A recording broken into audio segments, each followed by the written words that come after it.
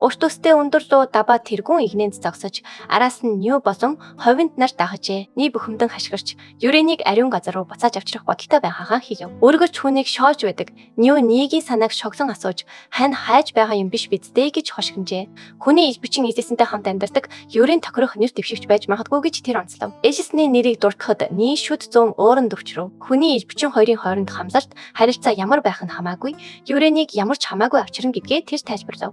Тэрээр мөн ахлагч метаданаас зөвшөөрөл авсан бөгөөд хүндэг хэр шалтгаан байвал довтлохыг зөвшөөрсөн гэж мэдэгджээ. Зуунуудын дундаас хамгийн ухаалаг нь болох дабаа үг хэлв. Хүнийг хамгаалах зорилготой гэрээний дагуу хүнд халдвал хатуу хоригддаг талаар тэрээр нийт сануулав. Хэрэг хүмүүс луу алсан бол ганцхан онцгой тохиолдол байж болох ч Эжисоны хувьд тийм биш гэдгийг тэр тайлбарлажээ. Эжис нь асар их хүчтэй ч гэсэн хിവэрэл хүн бөгөөд гэрээний дагуу зуунууд хүнд гинт учруулахыг хоригддог. Гэсэн хэдий ч дабаа үүнд итгээгүй бололтой байв. Эжис нь хүчирхэг ич бичин байсан ч хүн хിവэрэ бөгөөд хүн зууд хор хөнөөс учруулж чадна гэдэг юу л бод гэдгийг тэр онцолжээ. Төмөр тор доторх бараан дүрс дугуйснаар тэдний яриа тасалжлаа. Энэ бол хэсэг хугацаанд хоригдсон гуяарда химээх улаан луу байв. Грек хотын ойролцоо тэдэнд тусалж чадах өөр нэг улаан лууг мэдхийг хэлж тэрбээр тусламж санал болгожээ. Энэ зур элсэн муурны орж ирсэн зүйлийг хараад хязгааргүй баявсаж байлаа. Муур тэдэнд ховор төрлийн мөг авч ирсэн нь элсний хайж байсан трюфэж байжээ. Гэсэн хэдий ч үнэртэн дургуутсан Юрийн овоолсон мөгийг шууд л хол хаяв. Мөгний үн цэнийг ойлгосон элсэн Юренийг зогсоохыг шаардав. Тэрбээр трюфэж ашигласнаар ямар ашиг тустай байж болохыг тооцоолж эхэлжээ. Тэд ямар нэгэн үн цэнтэй зүйл олсон гэдэгт тэр итгэлтэй байна. Өөрийнх нь үгийг мууранд орчуулж өгөхийг Эжисэн Юрингээс хүсв. Энэ мөг тэдний үндсэн хүнс болж болох тул ямар нэг зүйл буцааж өгөхгүйгээр ийм үн цэнтэй бэлгийг авч чадахгүй гэдгээ мэдэгдэж тэр амьтанд талархлаа илэрхийлв. Юрийн дургүйхэн зөвшөөрч орчуулж өгөв.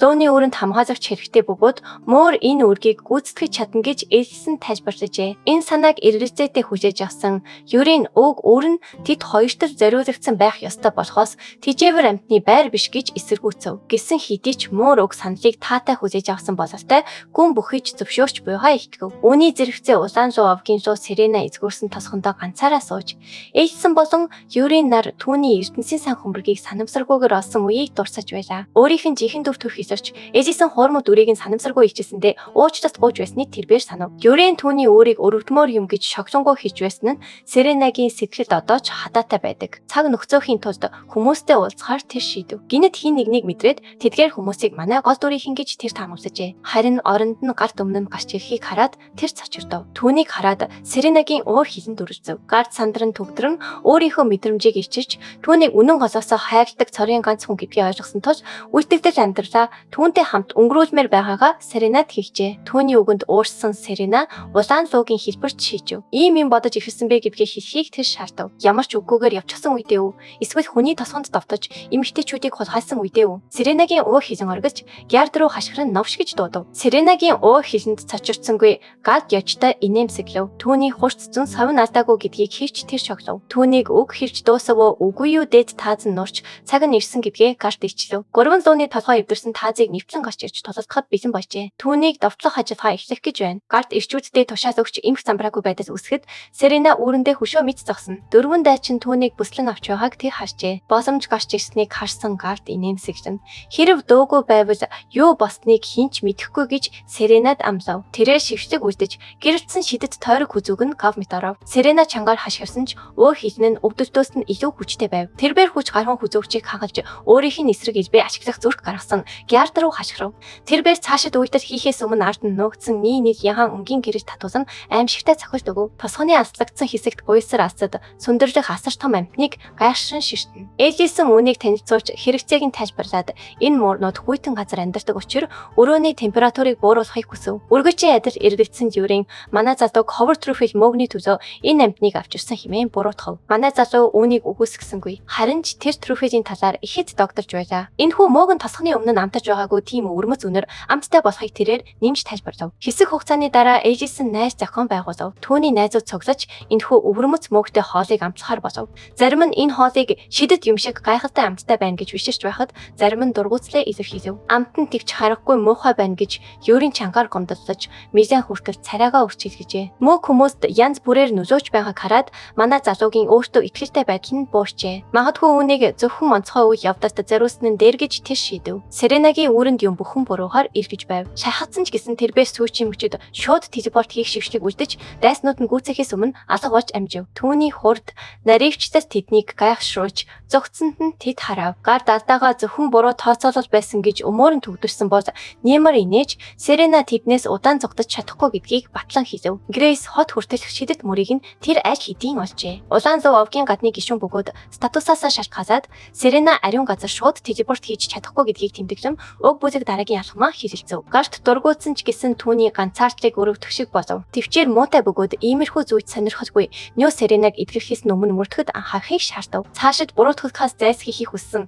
60 яарвчсан яв. Энэ зөөр Серена өхмөгц түүнийг элсэн алсан гэж бурууг нь тохох болно гэж нэг хатуу байр суурьтай байв. Энэ хооронд Серена манай залуугийн ресторанд ирсэн бөгөөд өмнө нь байсан хүнд байдлаасаа шал өөр харагдаж байв. Гэрэлтсэн бөгөөд тайван байдалтайгаар тэрбээр сандал татан сууж бусад үйлчлүүлэгч шиг хоол захиалжээ. Түүний энэ зөрөг болон ямар нэгэн шарахгүй байгааг хараад ээлжсэн гайхширсан бол дургуутсан Юрийн ямар зорилгоор ирснийг нь шаардав. Серена тэдний дайсагнасан байдлыг тоосонгүй түүний авчирсан хоолнд анхаарлаа хандуулав. Хоолны өвөрмөц амтыг онцлон тэмдэглээд тэрбээр маш болгоомжтойгоор амталж идэв. Түүний байдал хачин жигтэй бодож давтсан шинжтэй байх бөгөөд хоолоо идэх зураа хайр дуршлын талаар чангаар бод хийжэв. Ганцаардал тэрээр хүмүүс болон твийнхэнтэй өнгөрсөн харилцаагаа дурсаж хүний ирчүүдийг ойлгодог гэдгээрээ нэгэн цагт бахархаж байснаа хүлээн зөвшөөрөв. Гисэн хэдий ч тэрээр өдгөө эдгээр туршлагаа зугтаж чадахгүй хоосон орон зайгаа нөхөх удахгүй оролцоогүй гэж үзэж байна. Түүний өгс цаг нь дуусч байгааг мэдэж байгаа мэт эцсийн шийдэмгий өнгө аястай байв. Манай залуу болон зүүрэн түүний сул дорой болж байгааг хитрхи оройтож анзаарав. Элсэн Серенагийн нуруу шахацсан бөгөөд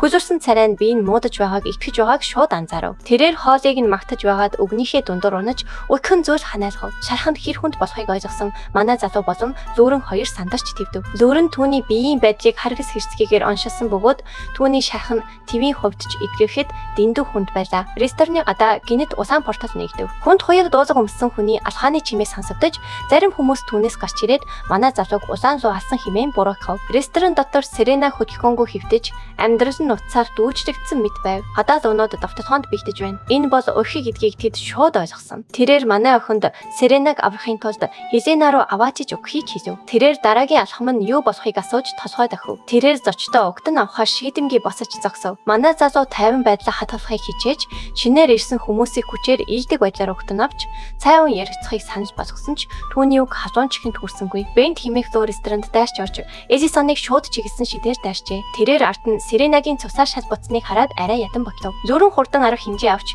ойролцоох эмнэлэг рүү явах болтлыг нэр. Тэр тэднийг ёчлон шогдсон сөрөг байдлаар угтан авсан боловч уг бүлэглэл Серенагийн төлөөг шудраг ясны төлөө тууштай тэнцсээр байна.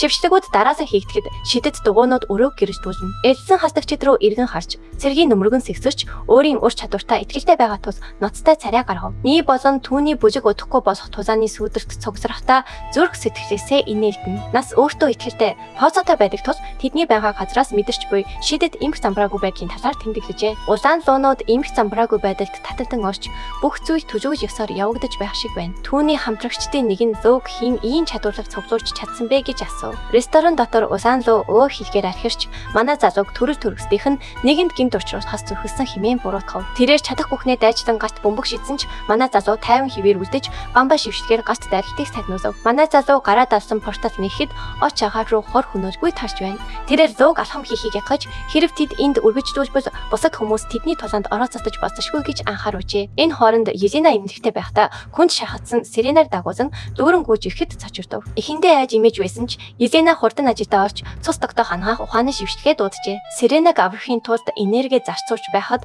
хурц гэрэж өрөөг дүүргэв. Тулааны талбарт буцаж ирсэн ээлсэн нөхцөл байдлыг зөөлрүүлэх найдвараар зуунуудыг үржиж шингүй талбай руу телепорт хийжээ. Бент энэ бол түүний босч болно гэж мэдэгдэн манай залууг шоолов. Манай залуу гүн бодол давтаж тааврыг нэгтгэж ившив. Энэ бүх хувилбар нь түүнийг гүтгэх зорилготой өрөх гэж тэр сэжигдэж байна. Жинхэнэ асуулт бол энэ нь түүний эсрэг зохион байгуулагдсан эсвэл улаан луунууд илүү том төлөвлөгөөний нэг хэсэг юм уу гэдэг юм. Хэрэв сүүлийнх нь юм бол тэдэнтэй ярилцах боломж хэвээр байж магадгүй юм. Манай залуу дууга өндөрсгөж бүгдийг тайвширч нөхцөл байдлыг ухаалгаар ярилцахыг уриалав. Ресторанд авцус түүний хийсэн зүйл биш гэдгийг тайлбарлахыг оролдсон боловч нэгийн нөлөөнд автсан хөгшин луу түүний яриаг таслав. Цус бол Элисаныг буруутайг натлах баримт гэж лөө хатуу шаарджээ. Шахацсан луу ресторанд ирэхдээ аль хэдийн бэрцэн байсан гэж ээлсэн тайван тайлбарласан ч түүний үг чихэнд нь хүрсэнгүй.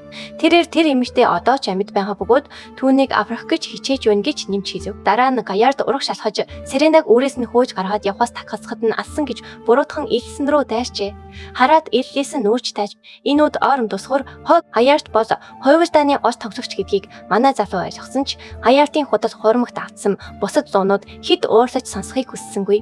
Юу тэр айртаа жир мэдэж тэр шидэ эрен найд орон өөр нэг лөө байнд жинхэнэ дүр төрхтэй хувирч уур хилэндээ автан ууртай архирав. Зуунууд болон манай залуу хүчтэй дайрч солилцож байгаа тул нөхцөж байдал хурцтав. Эжисоны шидэг зуунуудын гаст амьсгалтай мөргөлдөж асар том энергийн дэлбэрэлт үүсгэв. Тэр энэ зуу тэдэнд маш чухал байсан эсхийг асуув. Тэгвэл тэд түүнийг эхлээд орхиж болохгүй байсан. Гэсэн хэдий ч тэ зуугийн хуужийн талаар юу ч мэдэхгүй гэж тэг хариулав. Эцэст нь манай залуу зуугийн зөрүүд шалтгааныг олж харахгүй байгаа байдалд төвчээр алтаж өвчтөв. Түүний бухимдас нь шидэд хүчний хүчээр илэрч хаяртыг айсандаа унахад хүргэв. Дараагийн мөчөд Нисе болон түүний астартай бүлэг ирэв. Ни өөрийн зан чанартай их зангаараа манай залууг шоолов. Бент тэнд байх шалтгааныг нь асуув. Тэрээр энэ нөхцөлд туслахаар ирсэн гэдгээ мэдэгдэв. Манай хүчийг мэдэрсний дараа Элисэн түүний нэрийг шууд таньж шинэ хамтгаа өөрчлөх ёстойгоо мэдэв. Энэ хооронд Ни түүнд байр суурийг нь харуулахын тулд тууштай байна. Эмчилгээний өрөөнд Юженаг амьд байхын тулд тэнцэж байна. Түүний бүх чармаалтыг үл харгалзан цус шасан дээр гарсаар байна. Ядарч туйлдсан.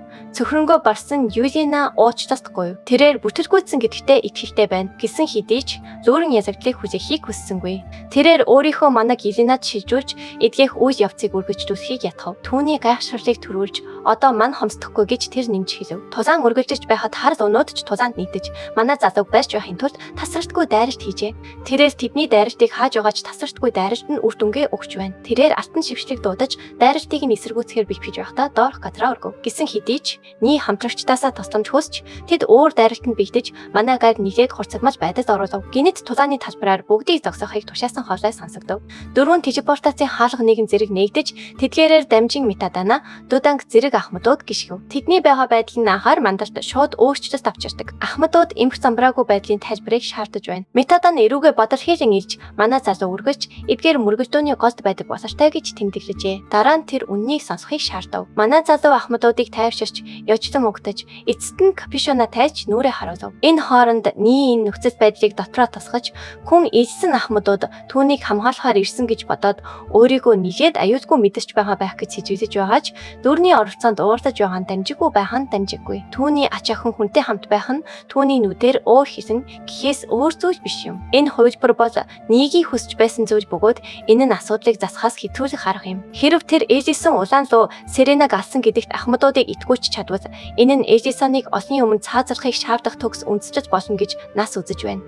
Нэг гэж чидэд айсан зугаад энцэд юг хүм энэ төлөвлөгөөнд итгэх хөвшилн говьшгүй юм. Бүх зүйл түүний талд байгаа гэдэгт нас итгэлтэй байна. Элисэн түүний нүүдлийг аль хэдийн урьдчилан харсан гэдгээ тэр ойлгохгүй байна. Нэг хэд их итгэлтэйгээр наранд шарж байхад Элисэн Лаурын Южена нар Серенаг аварч чадна гэдэгт итгэж байна. Үзэгдэл Юженагийн эмнэлэг рүү шилжив. Лаурын болон Южена нар Серенагийн биеийн байдлыг тогтворчуулахын тулд уйгаагүй ажиллаж байна. Цус алдалт зогссон ч түүний биеийн байдал хүнд хэвээр байна. Энэ хооронд Лүрэн хэцүү сонголт хийхэд бэлэх гэж байна. Тэрээр өнгөрсөн хугацаанд тулгарч байсан ижил төстэй нөхцөл байдлыг Элинаг сануулж түүний дамжуулах гэж буй шидэд хүч өмнөхөөсөө хамаагүй хүчтэй гэдгийг тайлбарлав. Серенаг аврахын тулд тэд шидэ бүрэн синк хийх ёстой гэж Лаурин илчилжээ. Энэ нь Юженагийн бие луугийн асар их энергийн сувг болж ажиллах болно гэсэн үг юм. Хэрв тэр үнийг даван тууч чадахгүй бол түүний бие ачааллын дор унаж болцсошгүй юм. Южена эргэлзэж айдас зүрхэнд нь нэвчв. Лүрэн бооцоо гонцлон түүн дээр дарчээ. Серенагийн амьдрал эсний оршин тогтнох нь хоёулаа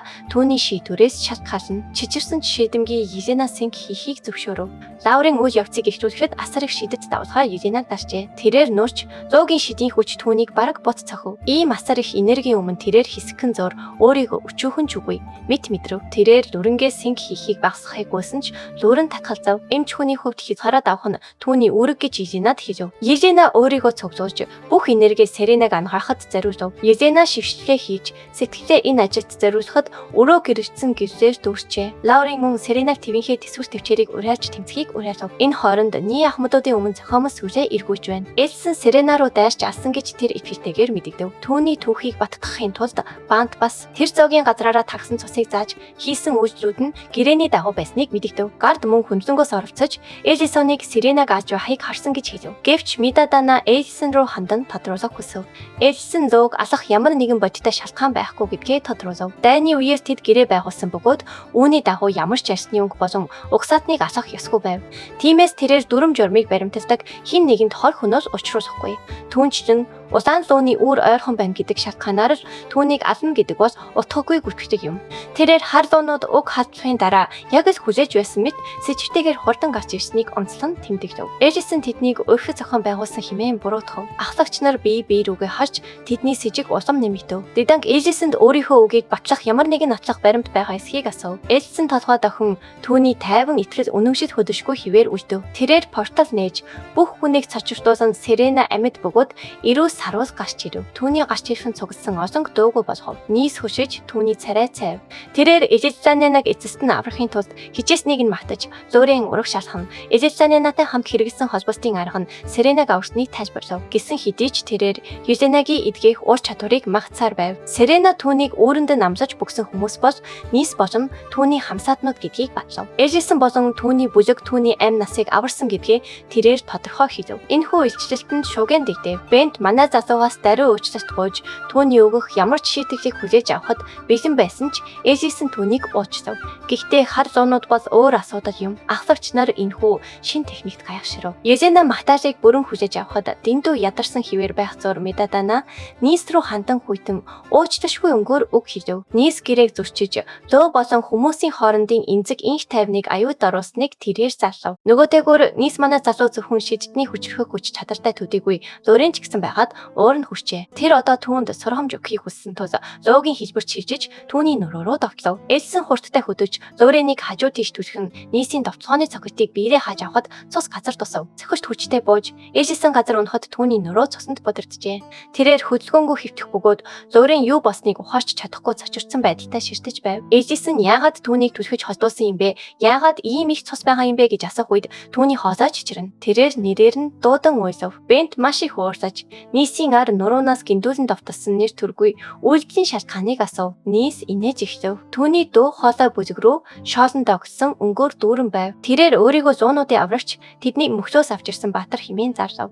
Тэрээр Эжисоныг оршин тогтноход нь аюул учруулж буй үл томсор хоргүй том аюул хэмээн буруутгаж гэрээг сахин хамгаалахын шалтгааныг асуув. Энэ хооронд Эжелена Эжисны хажууд байж гарын чичирхийлэн түүнийг ангаахын тулд шившлээ ашиглахыг оролдов. Юзенагийн Эжисоныг ангаах оролдлогод амжилтгүй болж байв. Тэрээр Лууриныг өмнөх шигээ шившлэгээ нэгтгэхийн тулд өөртөө нэгтгэхийг гуйсан ч Луурин хөдөлгөөн багтаа хിവэр үлдэв. Тэрээр Эжисаны цуснд будагдсан гараа харж байх зур нужимс нь хацар дахан өрснө. Нийстэд юу ч хийсэн Эжиснийг ангааж чадахгүй гэж шоолов. Учир нь түүний тохиолдолд Серенагийнхаас өөр юм. Хажуу талаас Серена нүдээ онирхон харж байв. Түүний гашуун инээд хурцтмал байдлыг эвдэж бүх хүнийг цачав. Тэрээр нийсийг хулчхар зантай хэмээн шоож энэ бол ар нуруунаас давталсан анхны тохиолдол биш гэдгийг онцлон тэмдэглэв. Луурин руу эргэж хараад уйлхаа болиж сайтар ажиглахыг ширүүхэн шаардав. Серена Эжисаны бие рүү заав. Түүний шархнууд муудахаасаа илүүтэйгээр гайхалтай хурдаар эвлэрч байв. Түүний хүч чадал буураагүй, харин ч өсөж байв. Серенагийн ширүүн үгс Лууриныг бодит байдалд эргүүлэн авчирч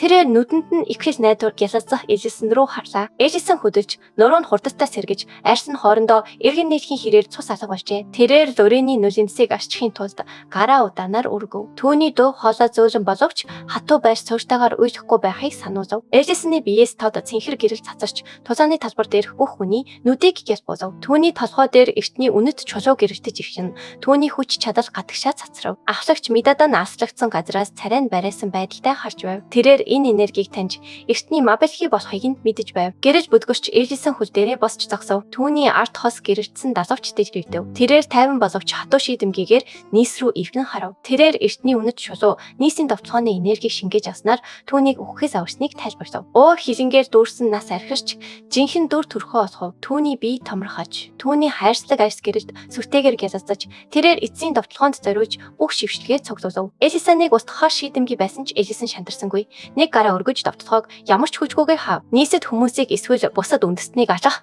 довтлохыг хоригддог дүрэн болох гэрээг сануулхад түүний хоолой тогтун байв. Ёчтой инээмсэглэн нийсийг өөрийгөө хамгаалахыг урьж Тэнгэрээс шатаж буй сохор одуудын шуурхаг дуудав. Хувимар шиг бороонд тулааны талбар гэрэлтэж сахар одоод унахад газарт оргино. Нийс юу болж байгааг ойлгож чадахгүй итгэж ядан ширтэв. Хүн ийм хүч чадалтай байж чадах билээ хэмээн өөртөө шивнэн хэлэхэд түүний хоолой чичирч байв. Дөөш түүнийг бүхэлд нь бүрхэж үнснээс өөр юу ч үйтэйсэнгүй. Нийсийн дагалдагчид чимээгүйхэн харж агаарт тэдний харамсал хүмплэн хөвөрч байв. Ээлжсэн Лорен руу эргэж харахад царайн зөөлрөв. Тэрээр түүний араас зөөлөн барьж гэртээ харих цаг басныг тайвшруулах өнгөөр хийлв. Лорен хിവэр чичир хийлэн нулимсан чөлөөтэй урсаар түүний твэрч шургаж орлоо. Тэрээр түүнд наалдан чимээгүйхэн толгой дахив. Ахлагч Мидадано ураг шалгаж ялаа зарлахтаа хатуу хоолоогоор ярив. Нийго болон нийстэй хувилцсан бусад хүмүүсийг ариун хоригтой газар 3000 жилийн хугацаагаар хорих ялаар шийдлв. Шудраг яс тогтож энэхүү мөргөлдөөний хохирогчид сэтлэл амрах болж ившв. Серена мөн хохирлоо нөхөн төлөвлөжээ. Эмх замбраагүй байдлын үеэр сүлгэрэгдсэн түүний үр сэргийгдэж эрдэнсээр дүүрв. Лорен ганцаараа сууж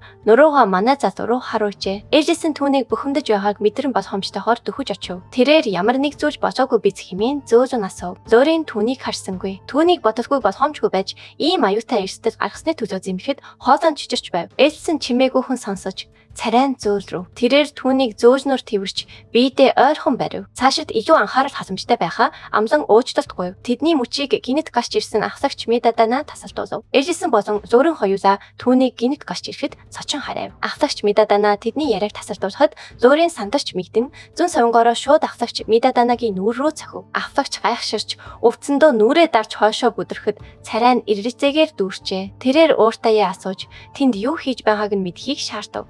Өвцөн нүрээ дарсан хിവэр түгтчин хариуж өөрийгөө ахлагч гэдгийг сануулв. Ээлжсэн гарч ирэн дагз руугаа эвгүйхэн маажиж Мидаданаг өөрөө өрсөн гэдгээ тайлбарлан нөхцөл байдлыг зөөлрүүлэхийг оролдов. Лорен царайндаа гайхширсан шинжтэйгээр Ээжсэн рүү харж яагаад Мидаданаг дуудсан юм бэ гэж асуув. Мидадан амьсгаагаа дарж тайвширхахыг хичээгээд хоёрын хооронд харц шидэж юу болж байгааг асуув. Ээжсаны биеийн хилэмж нухацтай байдал руу шилжиж нөхцөл байдлыг тайлбарлаж эхлэв. Тэрээр анзаарсан байж магадгүй сэргэлтийн тухай ярьж энэ нь эртний мобильтэй холбоотой болохыг илчлэв. Үйл явдал улам эрчимжиж эвзэгтэй мөч ойртож байна. Дараагийн хэсэгт бүх зүйл эргэлт хийн. Дараагийн хэсгийг бусдаас төрүүлж хамгийн ихэнд үзхийг хүсвэл дэлгэцэн дэх төрийн банкны данс руу 5,000 төгрөгийн хандив хийгээрэй. Тэгвэл дараагийн хэсгийг тань нин даруй гаргаж өгье. Таалагдсан бол лайк дарч сувг 100 маань заавал бүртгүүлээрэй.